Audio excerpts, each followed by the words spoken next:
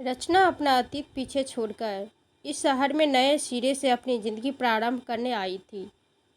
नौकरी तो मिल गई पर रहने का ठिकाना नहीं मिल रहा था। किसी अन्य से जान पहचान न होने के कारण वो एक होटल में ठहरी थी, पर वहाँ उसका खर्चा ज़्यादा हो रहा था। इसलिए पैसे बचाने तथा ज़िंदगी में स्थिरता लाने के लिए वो एक अस्थायी निवास की खोज में लग गई। सुबह से शाम तक वो ऑफिस में काम करती और रात में अखबार में निकले विज्ञापन के आधार पर घर ढूंढने निकल पड़ती, पर उसे काफ़ी दिन से कोई घर पसंद नहीं आ रहा था। एक दिन सुबह की चाय चुस्कियाँ के साथ रचना पेपर में खाली घरों के विज्ञापन पर निशान लगा रही थी कि एक विज्ञापन पर निगाह पड़ी। पेइंग गेस्ट के लिए लड़की चाहिए। विज्ञापन में लिखी बातें रचना के अनुकूल थी। उसे लगा शायद यहाँ बात बन जाए। जगह भी ऑफिस से ज़्यादा दूर नहीं थी, इसलिए बिना कुछ सोचे विचारे ऑफिस के बाद रचना उस पते पर पहुँच गई। वहाँ जाकर रचना ने दरवाज़ा खटखटाया तो एक 70 वर्षीय वृद्ध महिला ने दरवाज़ा खोला और अपना परिचय देते हुए बोली, आओ बेटी अंदर आओ, मेरा नाम शारदा है, तुम मुझे सत्तू दादी कहकर बुला सकती हो। यहाँ सब मुझे इसी नाम से पुकारते हैं। तुम कहाँ की रहने वाली हो बेटी? शारदा जी ने अंदर आते हुए रचना से पूछा तो रचना बोली, जी माँ, मेरठ से हूँ। तुम्हारा विवाह हो गया है? जी नहीं। रचना न चाहते हुए भी झूठ बोल गई, क्योंकि उसे लगा कि अगर वो सच कहेगी तो उसे अन्य कई प्रश्नों से गुजरना पड़ेगा। तभी शारदा जी ने पूछा, तुम इस शहर में अकेली हो या कोई और रिश्तेदार भी है? जी नहीं, मैं अकेली हूँ। रचना का जवाब सुनकर शारदा जी ने कहा, घबराना मत बेटा, जिसका कोई नहीं होता उसके भगवान होते हैं। बुरा न मानो तो एक बात पूछूं बेटा? हाँ जी पूछिए। रचना ने हाँ में सिर हिला दिया तो शारदा जी बोली, बेटा, नौकरी करना तुम्हारा शौक है या आवश्यकता? जी आवश्यकता है, रचना ने धीरे से कहा। तो उसके जवाब से संतुष्ट होकर शारदा जी ने वहाँ से उड़ते हुए कहा, अच्छा बेटा तू बैठ, मैं तेरे लिए कुछ खाने के लिए लेकर आती हूँ। नहीं अम्मा जी, आप परेशान ना हो, वैसे भी मेरा कुछ खाने का मन नहीं, मुझे कहीं और भी जाना है। अगर आप मुझे वो कमरा दिखा दे तो ठीक रहेगा।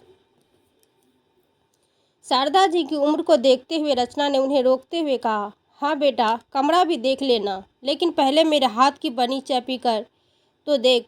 प्रिया कहती थी दादी आप बहुत अच्छी चाय बनाती है, शारदा जी ने कहा। तो उनकी आत्मीयता देखकर रचना से रहा नहीं गया और वो पूछी बैठी कि ये प्रिया कौन है?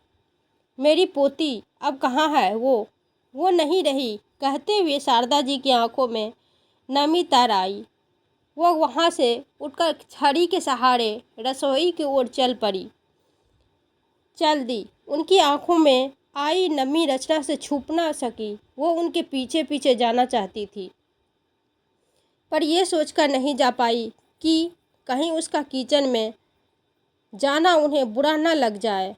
ये सोचकर वो वही ड्राइंग रूम में बैठी बैठी चारों तरफ देखने लगी। दीवार पर बहुत सारी फ़ोटो लगी हुई थी, पर जिस फ़ोटो ने उसे ज़्यादा आकर्षित किया वो एक लड़की की थी।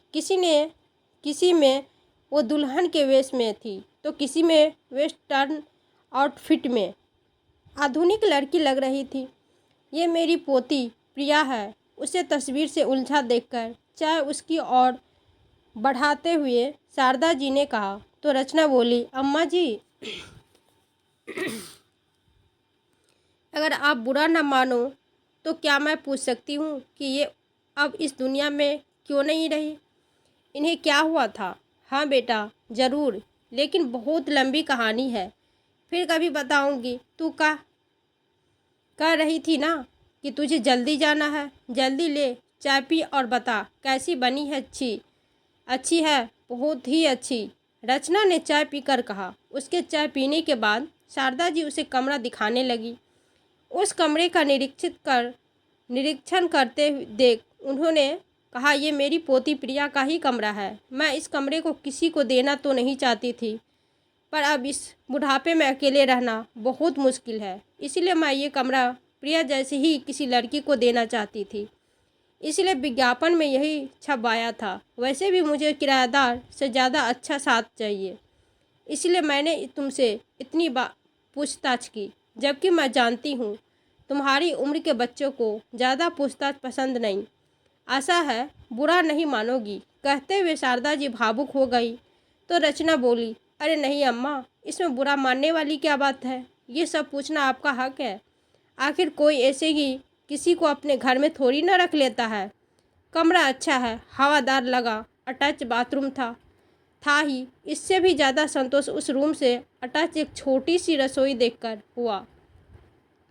तभी शारदा जी ने कहा कि ये रसोई मैंने अभी ये सोचकर बनवाई है कि जिसको भी दूंगी तो वो अपनी पसंद का अगर कुछ बनाना चाहे तो बन सकेगी।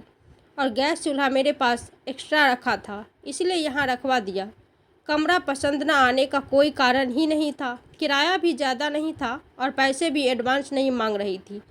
सबसे बड़ी बात ये थी कि उनके ममता भरे व्यवहार ने रचना का मन मोह लिया था और वो दूसरे दिन ही सामान शिफ्ट करने की बात कहकर वहाँ से चली गई। तो शारदा जी भी खुश हो गई कि चलो 2 घड़ी उसके साथ बोलने के लिए भी कोई तो आया। अगले दिन रचना ने अपना सामान शिफ्ट कर लिया। वो अपना सामान कमरे में लगा ही रही थी कि तभी शारदा जी चाय के साथ नाश्ता लेकर आ गई और रात के खाने का भी न्योता दे दिया। एक अनजान शहर में किसी का कंधा मिलना रचना को बहुत ही अच्छा लग रहा था। दूसरे दिन इतवार था तो रचना अपने हफ्ते भर के कपड़े धो रही थी। कपड़े धोने की आवाज़ सुनकर शारदा जी ने दरवाज़ा खटखटाया तो रचना बाहर निकल कर आई।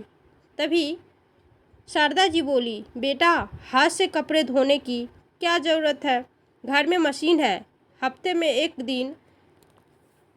दिन चला लेगी तो कुछ बिगड़ नहीं जाएगा। उनकी बात सुनकर अन्यास ही रचना को वो दिन याद आ गया जब ससुराल में ढेर सारे कपड़े धोने के बाद उसने एक दिन विकास के वॉशिंग मशीन खरीदने की बात कही। तो जब तक विकास कुछ बोलता उससे पहले ही सास ने ताना मारते हुए कहा था, जरा से कपड़े क्या धो लिए, वॉशिंग मशीन की बात करने लगी है। अगर इतनी ही नाजुक थी तो दहेज में वॉशिंग मशीन क्यों नहीं लेकर आई? पूरे दिन नौकरानी की तरह काम करने के बाद भी बात बात पर ताने सुनना उसकी आदत बन गई थी।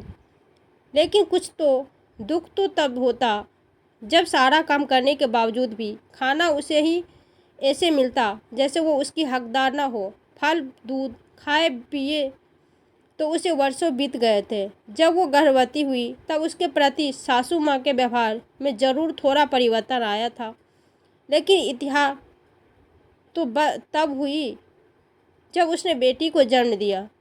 वो दर्द से तड़प रही थी, लेकिन साधना के 2 शब्द कहने के बजाय सास ने चिल्लाकर कहा, ज़्यादा मुँह मत फाड़, कोई बेटा नहीं जन्मा है, तूने जो कोई तेरे नाज नखरे उठाए। जिसे सुनकर रचना की चीख मुंह में ही दबकर रह गई। आंखों से आंसू निकल पड़े। विकास भी अपनी माँ की ही तरह था। माँ के मुंह से निकला हर वाक्य उसके लिए ब्रह्मवाक्य था। बेटी दूध के लिए रोती रहती और सास उसे काम में उलझा कर रखती। कोई औरत इतनी संवेदनहीन भी हो सकती है, वो सोच भी नहीं सकती थी। बहू तो बहू, अपनी पोती से भी उन्हें प्यार नहीं था। एक बार विकास कहीं दूर गया था। इसी बीच उसकी बेटी आकांक्षा को ज्वर हो गया तो बुखार से तड़प रही थी और सास उसका घरेलू इलाज करवाती रही। बच्ची को दर्द से तड़पता देखकर करुण स्वर में उसने न जाने कितनी बार कहा कि माँ जी, इसे डॉक्टर को दिखा लेते हैं, पर वो नहीं मानी और इलाज के अभाव में एक रात वो मासूम चल बसी। अगले दिन विकास घर आया तो सास ने बेटी की ठीक से देखभाल न करने का आरोप उस पर लगा दिया। तो विकास ने भी बिना उसकी सुने उसे 2-4 तमाचे जड़कर कमरे से बाहर निकाल दिया। बेटी का गम और विकास के थप्पड़ ने उसके वजूद को हिलाकर रख दिया था। उसने उसी वक्त घर छोड़ दिया। वैसे भी उस जगह रहने से क्या फ़ायदा जहाँ उसका मान सम्मान न हो। स्त्री को पत्नी नहीं दासी समझा जाए। उसे पता था कि उसके इस कदम से उसे बदचलन सिद्ध कर दिया जाएगा, पर वो भी क्या करती। सहने की भी तो एक सीमा होती है। जब हद पार हो जाती है तो अच्छा बुरा सोचने समझने की शक्ति ही समाप्त हो जाती है। पर उसने निश्चय कर लिया था कि वो ऐसे रिश्ते से मुक्ति पाकर स्वयं के लिए एक नया रास्ता तलाश करेगी। वो अपने घर भी नहीं जाना चाहती थी, क्योंकि उसे पता था कि उसके माता पिता अपने सम्मान की दुआई देते हुए उसे परिस्थितियों से समझौता करने के लिए ही कहेंगे। वहाँ रहकर भी उसे चैन नहीं मिलेगा। ये सोचकर उसने अपनी दोस्त सविता के घर जाने का निश्चय कर लिया। सविता उसकी ऐसी दोस्त थी जो हर सुख दुख में उसका साथ देती थी। वो सविता के घर रहकर ही नौकरी की तलाश करने लगी। माता पिता को जब पता चला तो उन्होंने जाकर खूब खरी खोटी सुनाई, पर वो अपने निर्णय पर अड़ी रही। उसका दृढ़ निश्चय देखकर वो उसे कभी अपना मुंह नहीं दिखाने का निर्णय सुनाकर चले गए। अपने माँ बाप की बात सुनकर रचना का दिल तार तार हो गया। क्या व्यक्ति की नाक इतनी ऊंची होती है कि मुसीबत के क्षणों में भी वो अपनी कोख से जन्मे बच्चे से भी संबंध तोड़ सकता है, पर उसके मनोबल को टूटने से बचाते हुए उसको सहारा नहीं दे सकता। उस समय सविता ने उसके आत्मविश्वास को टूटने से बचाते हुए न केवल उसका मनोबल बढ़ाया, बल्कि नौकरी दिलवाने में भी भरपूर मदद की। कुछ प्रयासों के बाद एक कंपनी में उसे सेल्स मैनेजर की नौकरी मिल गई, तो वो भी अब सहेली के घर बोझ बनकर नहीं रहना चाहती थी। इसीलिए वो सहेली का घर छोड़कर एक अनजान शहर में मेरठ रहने आ गई। किस सोच में डूब गई बेटी। थैंक यू दादी, आज तो भूल ही गए। अगली बार मशीन में धो लूँगी। शारदा जी का भरा स्वर सुनकर अपने ख्यालों से बाहर निकलते हुए रचना ने कहा। तो शारदा जी बोली, क्या कहा दादी। सच में बेटा, तेरे मुँह से दादी नाम बहुत अच्छा लग रहा है। और रिश्ते तो छूट ही गए, कम से कम इस रिश्ते को फिर से जी लूँ। कहते हुए उन्होंने अपनी आंखें पोंछी और बोली, अच्छा आज तेरी छुट्टी है। मैं सरसों का साग और मक्के का रोटी बना रही हूँ, तुम भी आ जाना, मुझे अच्छा लगेगा। दादी के कहे वाक्य ने रचना के दिल में हलचल मचा दी थी। इस समय उनसे कुछ और पूछकर रचना उनका दिल नहीं दुखाना चाहती थी। पता नहीं क्यों आज वो भी उसे अपनी ही तरह बेचारी एकांकी लगी। सच तो ये था कि आज से पहले रचना उनके कहने के बावजूद भी उन्हें दादी नहीं कह पाई। उसे नहीं पता था कि ये छोटा सा शब्द उन्हें इतनी ज़्यादा खुशी दे जाएगा। अब उसने निश्चय कर लिया था कि अब से वो उन्हें दादी कहकर ही पुकारेगी। उसका एकांकी मन भी किसी का साथ चाह रहा था। खैर, दादी की बात को उसने स्वीकार कर लिया। तभी थोड़ी देर बाद हाथ से रोटी बनाने की थप-थप की आवाज़ सुनकर रचना सोचने लगी कि अगर इंसान के मन में साहस और विश्वास हो तो उम्र भी उसकी राह में रोड़ा नहीं बनती। वरना दादी की उम्र में तो कुछ लोग बिस्तर से उठना ही नहीं चाहते। ये सोचते हुए रचना शारदा जी के पास आ गई और बोली, लाइए दादी, अब मैं बना देती हूँ। नहीं बेटा, तेरे हाथ की रोटी फिर किसी दिन खा लूँगी। आज मेरे हाथ की मक्के की रोटी खाकर देख, बस बन ही गई है, तू खा, मेरा इंतज़ार मत करना। मक्के की रोटी गर्म गर्म ही अच्छी लगती है। मैं स्वयं के लिए बनाकर तेरा साथ देने आ जाऊंगी। रोटी पर घी लगाकर शारदा जी ने रचना के प्लेट में रखते हुए कहा, तो रचना हंसते हुए वहीं उनके पास बैठकर खाने लगी। मेरी पोती प्रिया को भी सरसों का साग और मक्के की रोटी बहुत पसंद थी। अचानक दादी ने कहा, क्या हुआ था दादी। उसे दादी की बात सुनकर रचना अपने आप को रोक न सकी और पूछी बैठी। तो शारदा जी ने कहा कि बेटी, मेरी पोती प्रिया का सपना फिल्मों में काम करने का था। इस शहर में उसका सपना पूरा होने का नाम नहीं ले रहा था। तभी एक टीवी सीरियल में काम करने के लिए एक विज्ञापन निकला और उसके ऑडिशन के लिए तारीख नियत हुई। उस दिन तिथि पर तारीख पर वो ऑडिशन के लिए गई तो भगवान की कृपा से उसका चयन हो गया और उसे सीरियल में काम करने के लिए मुंबई बुलाया गया। उसके साथ ही विराट नाम के लड़के का चयन इसी ऑडिशन के द्वारा उस टीवी सीरियल के लिए हुआ था। वापस आते वक्त प्रिया विराट को मुझसे मिलाने आई। उससे बात करने पर पता चला कि उसका भी बचपन से सपना फिल्मों में काम करने का रहा है। सीरियल के लिए पढ़ाई बीच में ही छोड़ने का निश्चय कर उसने अपने माता पिता को नाराज कर दिया था। वो चाहता था कि अपने इस करियर को उन बुलंदियों तक ले जाएंगे जिससे उनके माता पिता की नाराज़गी दूर हो जाए। न जाने क्यों उस लड़के की सच्चाई मुझे भा गई।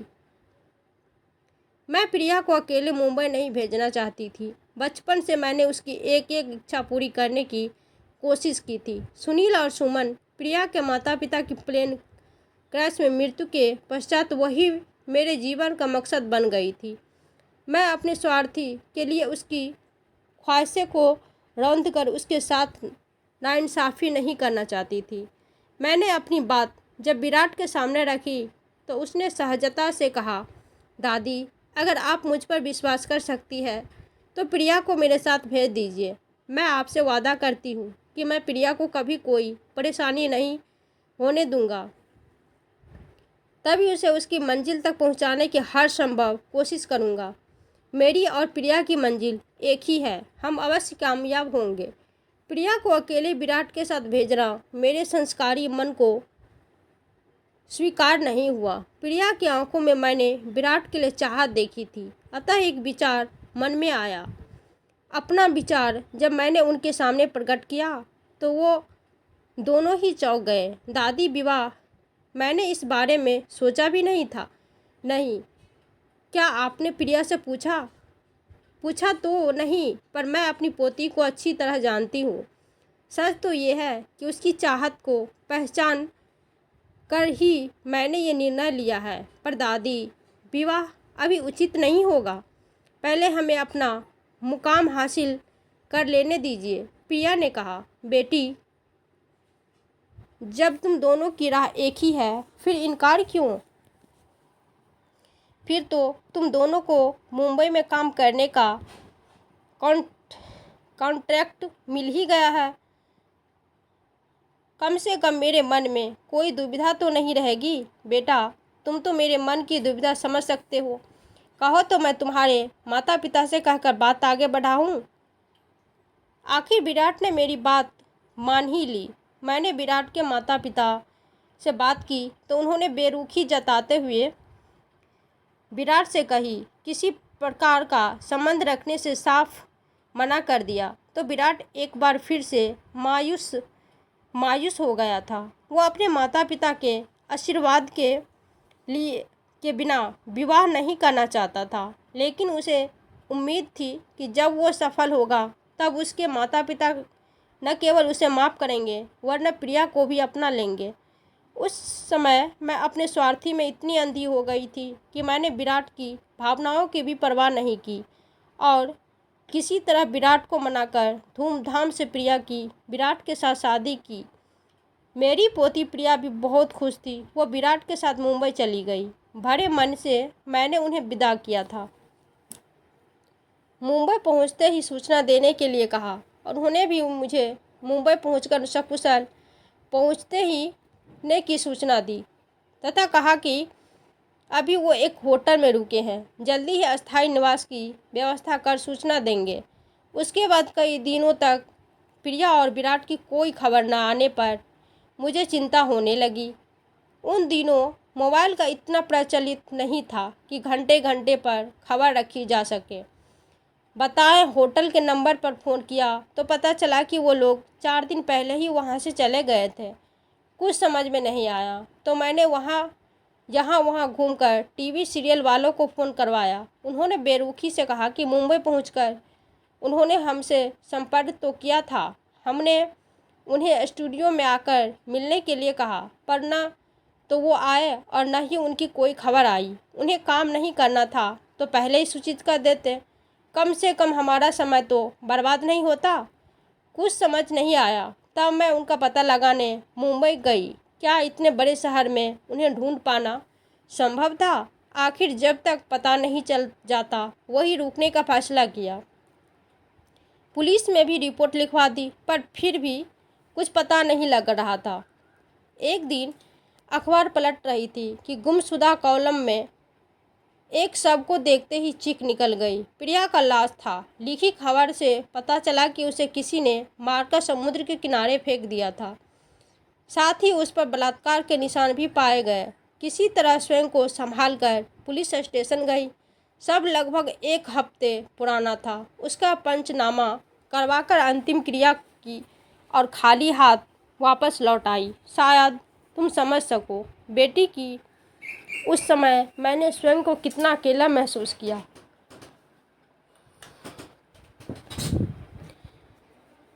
किया होगा। पहले बेटा, बहू और फिर पोती। मेरे दिल पर क्या गुजरी होगी। पर कहते हैं जब तक सांस है तब तक जीना ही पड़ता है। कहते हुए शारदा जी फूट फूट कर रोने लगी। और वो लड़का विराट, वो भी नहीं मिला।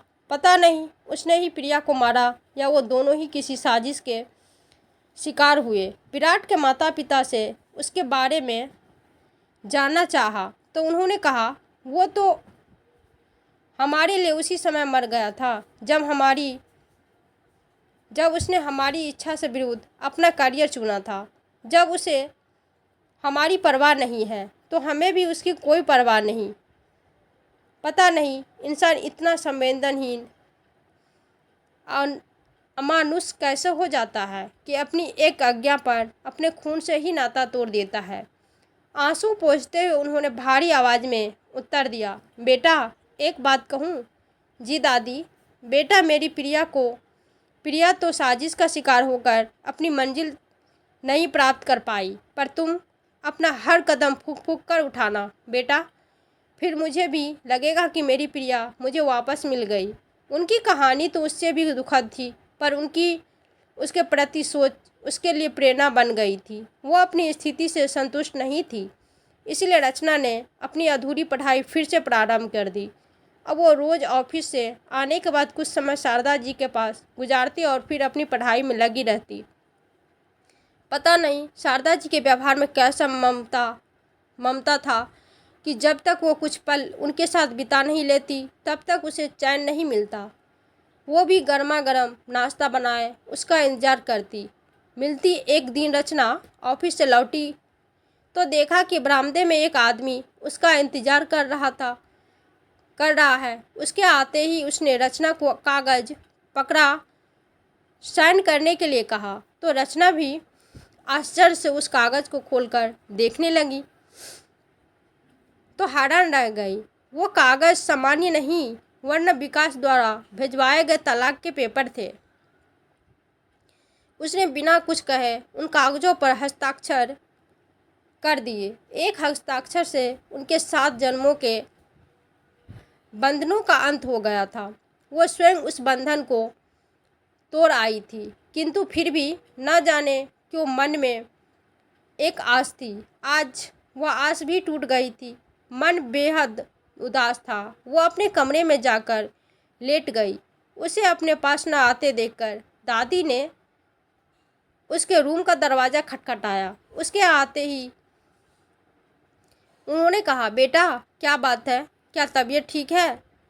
नहीं है? चल आज मैं तेरे मनपसंद पोहा बनाया है, कुछ खाएगी तो अच्छा लगेगा। दादी का इतना अपनापन देखकर रचना मना न कर सकी और दादी के पीछे पीछे आ गई।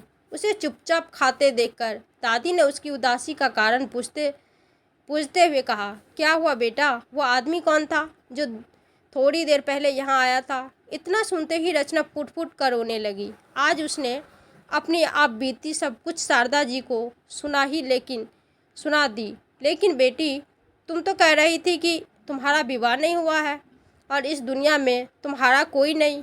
हाँ दादी, ये सच है कि आज तक मैंने आपको अपने जीवन के काले अध्याय से अवगत नहीं करवाया, पर क्या ये सच नहीं जिससे मैं सारे रिश्ते नाते तोड़ आई थी, जिनका मेरी ज़िंदगी में वापस आना असंभव था, उनके बारे में बताकर भी क्या करती। जिस व्यक्ति से संबंध ही न रह गया हो उसके साथ नाम जोड़ना क्या उचित है।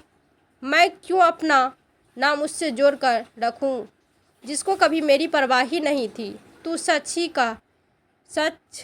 कह रही है बेटी, जिसको हमारी परवाह न हो उसके साथ अपना नाम जैसे जोड़े, पर सदा ऐसा कहा हो पाता है। मेरा बड़ा बेटा पंकज प्लेन क्रैश में मारा गया तो दूसरा संजय साथ समुद्र पार बैठा है। क्या आपका दूसरा पुत्र भी है? आपने कभी बताया नहीं। रचना ने आश्चर्यचकित होते हुए कहा। तो शारदा जी बोली, क्या बताती बेटी, उसके बारे में 8 वर्ष से वो आया ही नहीं। वो इतना व्यस्त रहता है कि उसके पास किसी के लिए समय ही नहीं। वो तो बस मुझे बार बार यही कहता था कि मैं अपना सब कुछ बेचकर उसके पास चली जाऊं। बेटी, मैं जीते जी इस घर को कैसे बेच सकती हूँ। प्रिया के दादाजी ने एक एक पाई जोड़कर इस घर को बनवाया था। इस घर के साथ मेरी न जाने कितनी खट्टी मीठी यादें जुड़ी है। अगर मैं यहाँ से गई तो मेरा शरीर ही जाएगा, मन नहीं। पर दादी बेटी, मैं जानती हूँ कि तेरे मन में कैसे कैसे प्रश्न आ रहे हैं, पर एक इंसान के जीवन में कुछ पल ऐसे आते हैं जब वो कोई भी निर्णय लेने से पूर्व कई बार सोचता है, बार बार स्वयं से सवाल जवाब करता है। बेटी, मेरे मन में मेरे प्रश्नों का सदा एक ही उत्तर दिया है,